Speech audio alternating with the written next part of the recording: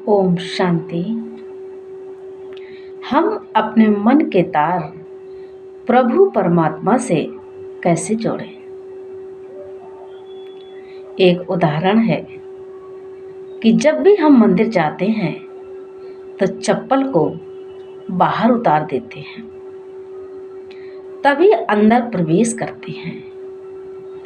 इसी प्रकार परमात्मा को याद करने से पहले हमें देह और देह के बंधनों को बुद्धि से भूलना होगा।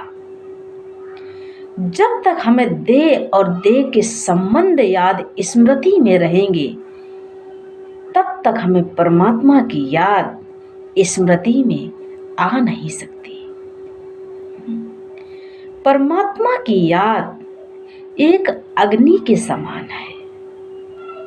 जैसे अग्नि में सारा किचड़ा जल जाता है, इसी प्रकार जब भी हम परमात्मा को याद करते हैं तो उसकी याद से जो भगवान से हमें शक्तियां मिलती हैं, जब वो हमारे अंदर पड़ती हैं, प्रवेश होती हैं, तो हमारे अंदर के जो विकार हैं, जो नेगेटिव संकल्प चलते हैं, वो जल जाते हैं, यानी नष्ट हो जाते हैं, और हमारी आत्मा धीरे धीरे पवित्र बनने लगती है।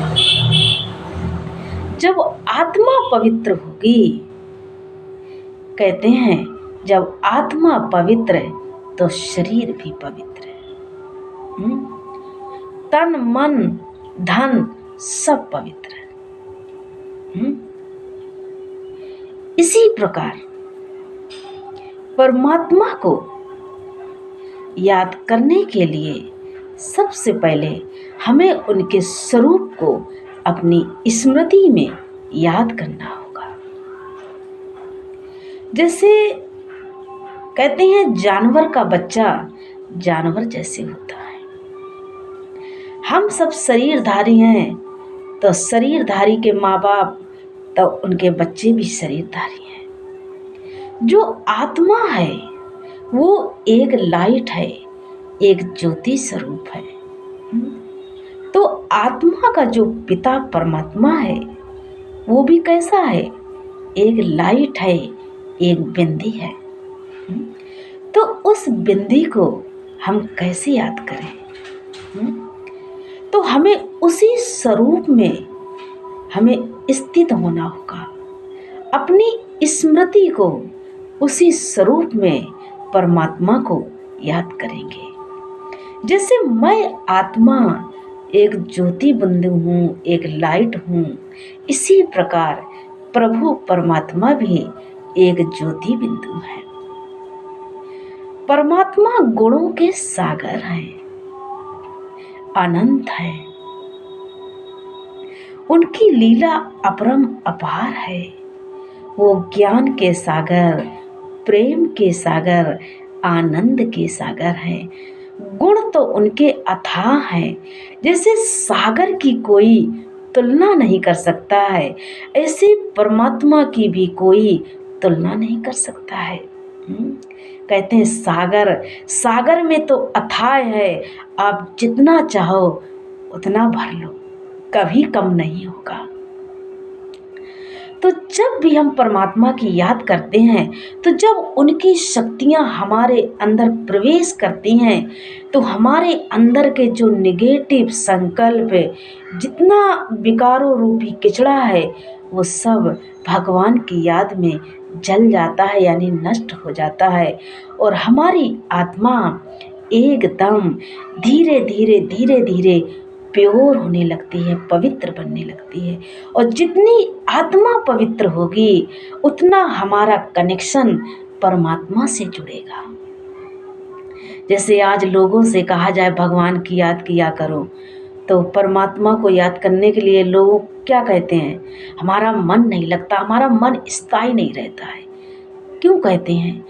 क्योंकि उनके अंदर अभी वो पावर नहीं है जो परमात्मा को याद कर सके।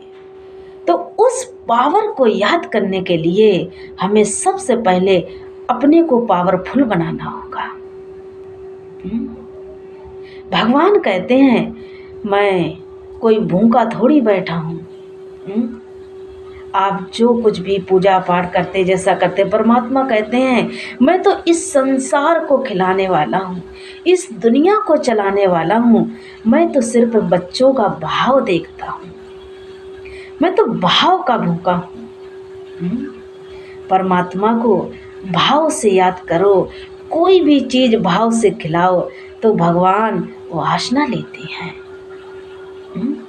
लेकिन जब परमात्मा को भोग लगा के हम कोई भी चीज़ अर्पण करते हैं या खाते हैं, परमात्मा को अर्पण करके जब हम स्वीकार करते हैं तो हमें कैसा लगता, क्या भाव रहता है कि हम भगवान का प्रसाद खा रहे हैं। कहते हैं कि भगवान को भोग लगाने से भोगना मिटती है। इसलिए परमात्मा को हम भोग लगाते हैं, याद करते हैं कि हमारे जो पाप है, जो विकार हैं, वो नष्ट हो जाए। तो परमात्मा को याद करने के लिए सबसे पहले परमात्मा जो है वो रूप में ज्योति बिंदु स्वरूप है, निराकार है, शक्तियों का सागर है, परम धाम का निवासी है, हम सभी आत्माओं का पिता है, कल्याणकारी है, हम सभी के जीवन रक्षक हैं। परमात्मा को याद करने से हम सभी के जीवन का भाग्य बनता है, हम सभी को परमात्मा की शक्तियाँ मिलती हैं, जिससे हमारा जीवन श्रेष्ठ बनता है। परमात्मा की शिक्षाओं को अपने जीवन में जो आत्मा धारण करती है वो प्रभु प्रिय बनती है। अच्छा, ओम शांति।